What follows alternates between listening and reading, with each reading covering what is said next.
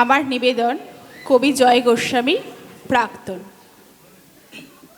ঠিক সময় অফিসে যায়, ঠিক মতো খায় সকালবেলায়, টিফিন বাক্স সঙ্গে নেয় কি না ক্যান্টিনেই টিফিন করে, জামা কাপড় কে কেচে দেয়, যা করে কি আগের মতো। দুর্গার মা কটায় আসে, আমায় ভোরে উঠতে হতো। সেই শার্টটা পরে এখন ক্যাটক্যাটে সেই নীল রংটা, নিজের তো সব ওই পছন্দ। আমি অলিভ দিয়েছিলাম। দোকান ঘরের বাপাস দিয়ে শিব মন্দির, জানলা থেকে দেখতে পেতাম রিক্সা থামলো। অফিস থেকে বাড়ি আসে নাকি সোজা আড্ডাতে যায়, তাসের বন্ধু ছাই পাশেরও।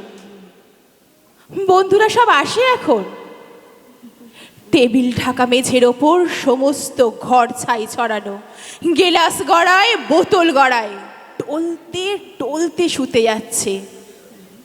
বোতল ভেঙে আবার পায়ে ঢুকলে রক্তারক্তি। তখন তো আর হুঁশ থাকে না, রাত বিরেতে কে আর দেখবে। কেন, ওই মেয়েটা যার সঙ্গে ঘুরতো তখন? কোন মেয়েটা? সেই মেয়েটা, সে তো কবেই সরে এসেছে। বেশ হয়েছে, উচিত শাস্তি। অত কাণ্ড সামলাবে কে?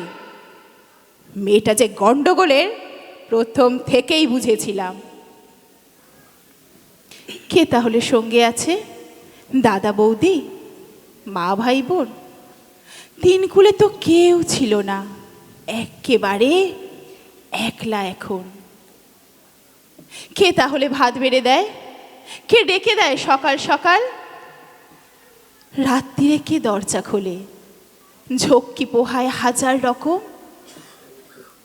কার বিছানায় ঘুমোয় তবে? কার গায়ে হাত তোলে এখন? কার গায়ে হাত তোলে এখন?